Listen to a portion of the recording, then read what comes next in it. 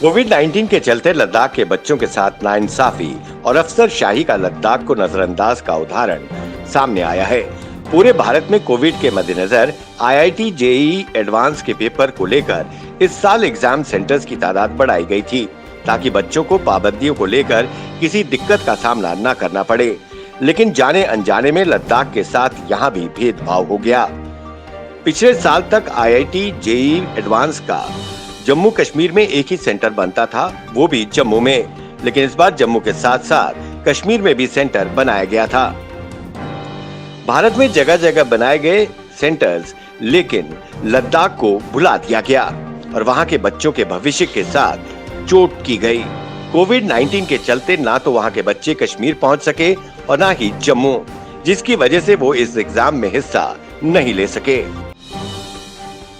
जम्मू संभाग के जिला रामबन में 2 दिनों से ट्रैफिक जैम की वजह से मकामी लोगों के साथ साथ ट्रक ड्राइवर भी परेशान हैं। रामबन के चंद्रकोट से लेकर दिगदोल तक जाम लगा है और धूल मिट्टी की वजह से लोगों की जिंदगी नरक बन गई है।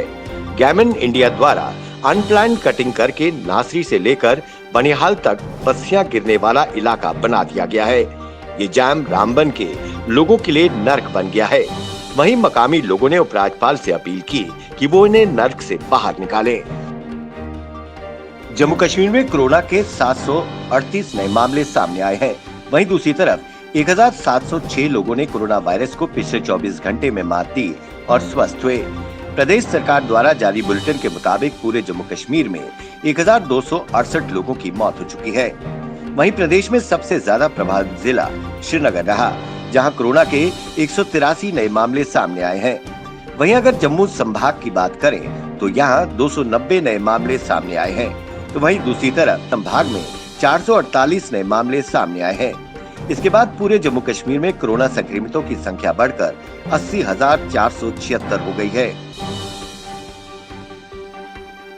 जिला पुंछ के एसएसपी रमेश अंग्राल की निगरानी में डीएसपी ऑपरेशंस मनीष शर्मा व उनकी टीम ने पुंछ के अलग अलग जगह दबिश देकर लोगों से चोरी या गुम हुए मोबाइल जब्त किए। वहीं उसके बाद पुलिस स्टेशन पुंछ में मोबाइल मालिकों को ये मोबाइल सौंप दिए गए। 16 मोबाइल के करीब मोबाइल मालिकों को सौंपे गए हैं। वहीं एसएसपी ने मीडिया से माध्यम से लोगों से अपील की कि वो अपने मोबाइल्स को संभाल कर रखें, कहीं मोबाइल का दुरुपयोग ना हो जाए। जब भी मोबाइल गुम हो तो फौरन पुलिस स्टेशन में रिपोर्ट दर्ज कराएं। कश्मीर घाटी में आतंकी हमले में मारे गए सीआरपीएफ के जवानों पर हमले की कड़ी निंदा करते हुए उपराज्यपाल मनोज सिन्हा ने अपने संदेश में कहा है कि सरकार ऐसे लोगों की सोच को नाकाम करने के लिए प्रतिबद्ध है, जो इस तरह आतंकी हमलों के माध्यम से जम्मू कश्मीर के विकास को पटरी से उतारना चाहते हैं। उन्होंने कहा, सीआरपीएफ जवानों का बलिदान बेकार नहीं जाएगा। जम्मू में बजरंग दल के प्रदेश अध्यक्ष की अगुवाई में यूटी प्रशासन के खिलाफ विरोध प्रदर्शन किया गया।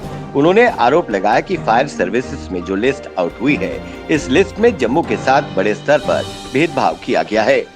लिस्ट में 100 सीटें जम्मू की, बाकी 650 सीटें कश्मीर संभाग को दी गई हैं। ये धांधली है।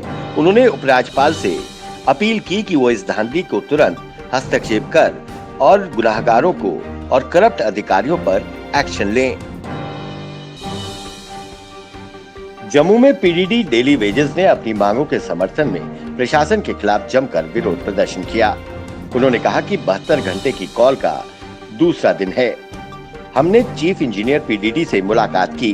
उन्होंने आश्वासन दिया कि उनकी मांगों को उच्च अधिकारियों तक पहुंचा दिया जाएगा। वहीं उन्होंने विरोध करते हुए कहा कि मिनिमम वेजेस एक्ट लागू करना चाहिए, हमें रेगुलराइज किया जाए और बकाया वेतन जल्द से जल्द रिलीज किया जाए।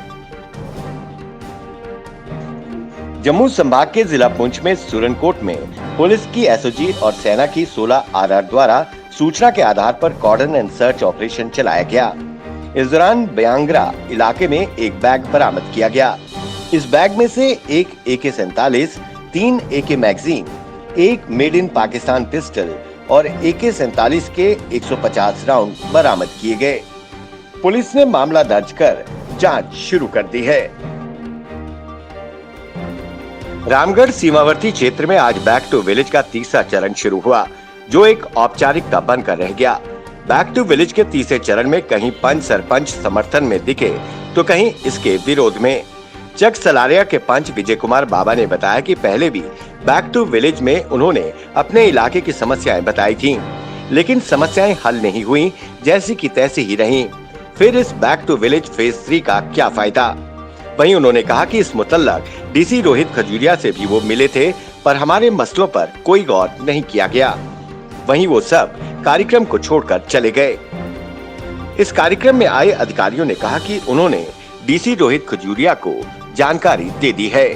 वहीं डीसी ने लोगों को बताया कि वो आम जनता के बीच में जाएं और उनकी समस्याओं को सुने। अधिकारियों ने कहा कि हमें आशा है कि वो कार्यक्रम में शिरकत करेंगे। कोरोना वायरस महामारी के चलते पिछले 7 महीनों से बंद देश के सिनेमाघर 15 अक्टूबर से 50% क्षमता के साथ खुल सकेंगे।